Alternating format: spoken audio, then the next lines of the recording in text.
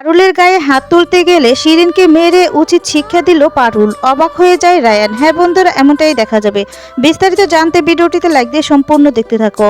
গল্পের শুরুতেই দেখা যায় পারুল আর গোপালকে চপস্টিক খেতে দেয়, আর তখন এই নিয়ে শিরিন অনেক কথা বলতে থাকে। আর তখনই ও বলতে থাকে শিরিনকে, কি হচ্ছে কি শিরিন, ওদেরকে অন্য কিছু খাবার দাও না। আর তখন বলে, আমি কি করব বলো, রেস্টুরেন্টে তো এটা ছাড়া আর কিছুই পাওয়া যায় না, আর আমি কি করে ভাববো ওরা এই সামান্য চপস্টিক খেতে পারে না। আর তখন এটা নিয়ে হাসাহাসি করতে থাকে বন্ধু বান্ধব সকলেই। তারপরে দেখা যাবে বলতে থাকে যে পারুল আমাকে আতিথেয়টা এটা বলতেই পারে, কিন্তু তোমার তো কিছু করার নেই, তাই না? ওরা সামান্য এটা খেতে পারবে না সেটা তো আর আমি জানি না। রুকু অবাক হয়ে যায়। আর তখন রায়ান মনে মনে বলছে, এটা কি করছে শিরিন, শিরিন বেশি বাড়াবাড়ি করছে না? তারপরে এদিকে দেখা যাবে শিরিন পারুলকে বলতে থাকে, তুমি একটা কাজ করো, তুমি না হাত দিয়ে খাও। রুকু তখন গোপালকে বলতে থাকে, গোপাল দাঁড়া, আমি কথা বলছি। আর তখন শিরিন বলে, আরে কথা বলার কি আছে, পারুল তুমি বরং হাত দিয়ে খাও। হ্যাঁ, এখানে যদি কেউ হাসে তাহলে আমি বলে দেবো তাদেরকে যে তোমরা গ্রাম থেকে এসেছো, এই বলে হাসতে থাকে। এরপর তো পারুল রেগে যায়, আর রেগে গিয়ে বলতে থাকে, হাত দিয়ে কেন খেতে যাবো রে শিরিঙ্গে, আমাদের কি ভাবিস, দেখবি দেখ তবে।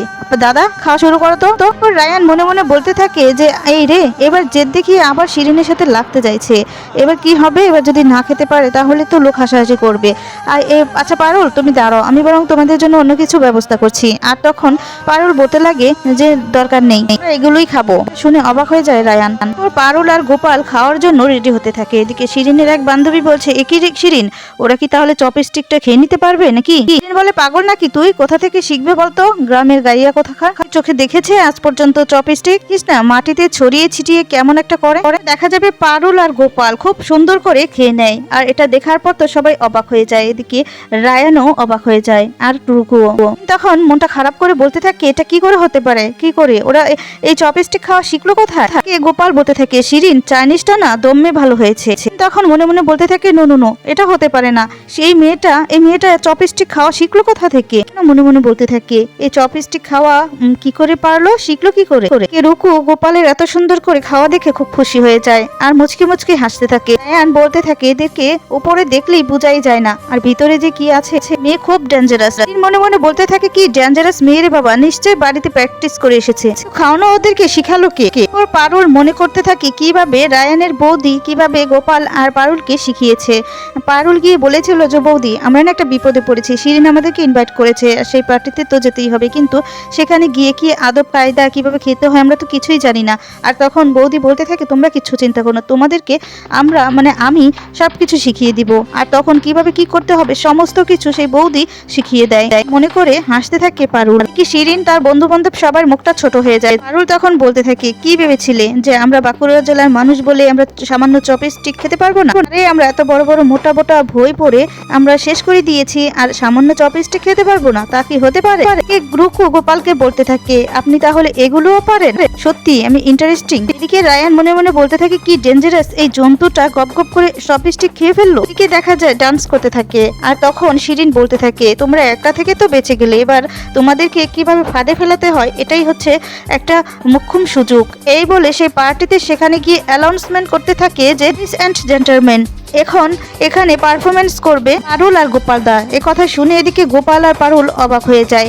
তারপর তাদেরকে জোর করে রায়ানের আর শিরিনের বন্ধু বান্ধবরা পার্টিতে জোর করে টেনে নিয়ে যায়। আর তখন রায়ান রুকু বলতে থাকে, এটা কি হচ্ছে এটা কি?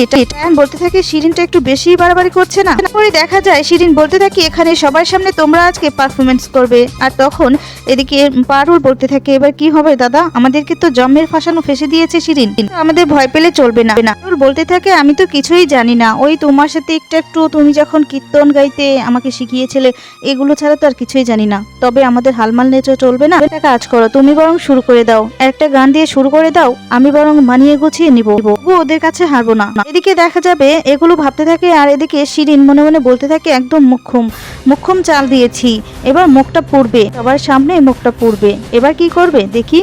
তারপরে দেখা যাবে রায়ান এদিকে বলতে থাকে, হচ্ছে কিছু বুঝতে পারছি না। আর তখন রুকু বলে, একটু শিরিনকে বল না, এই সমস্ত বারণ কর না, যে এই সমস্ত বন্ধ করতে। আর তখনই রায়ান বলে, আচ্ছা আমি দেখছি শিরিনের কাছে গিয়ে।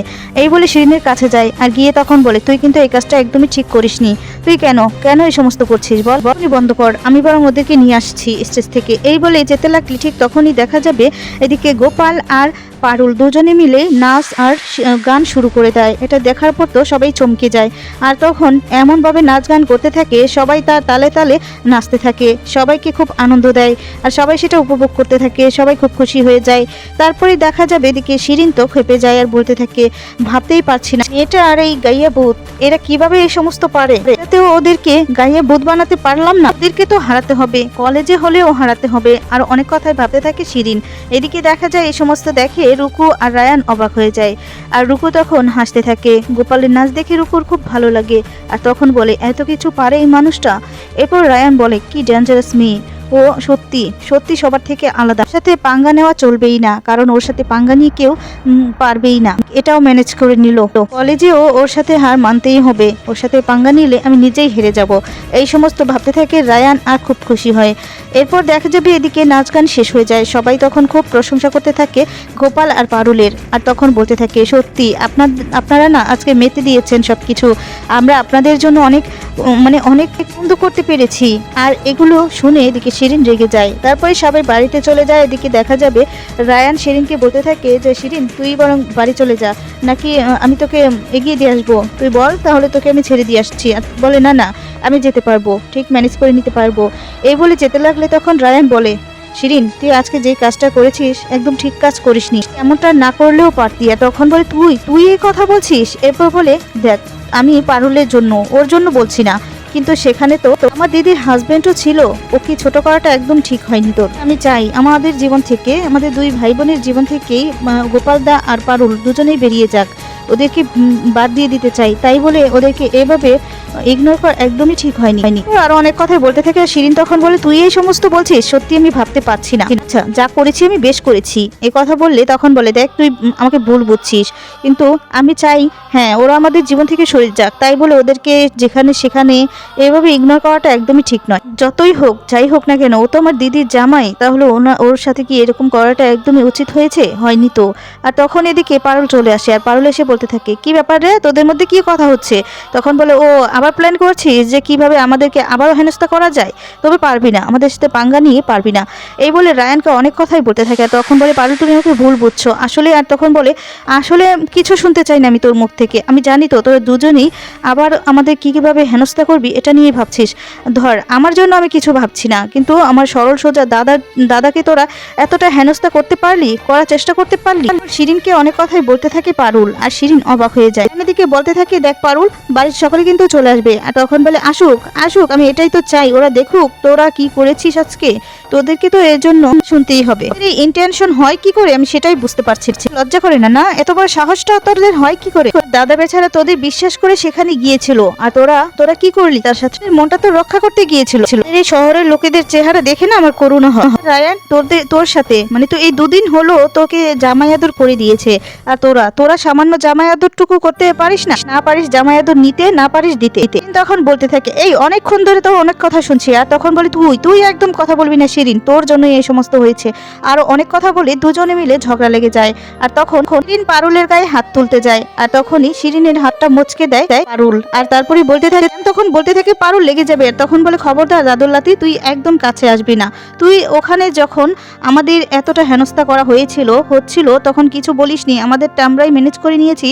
আর তখন যখন তুই কিছু বলিসনি, এখনো বলবি না, এখনো চুপ করে দাঁড়িয়ে থাকবি। আর তখন রায়ান কিছুই বলতে পারে না। রায়ানকে তখন বলতে থাকে, তুই যদি আরো কোনোদিন আমার পরিবারের দিকে, আমার দাদার দিকে, আমার কেরিয়ারের দিকে নজর দিস, তাহলে তোকে আমি আজকে তো বাড়িতে এমন করলাম, তখন সবার সামনে তোকে মজা দেখাবো। এখন বাড়ি থেকে বেরিয়ে যাও। এই বলে শিরিন তখন চলে যায়। আর তখন রায়ান এ সমস্ত দেখি তো অবাক হয়ে যায়। অবাক হয়ে পারুলের দিকে তাকায়।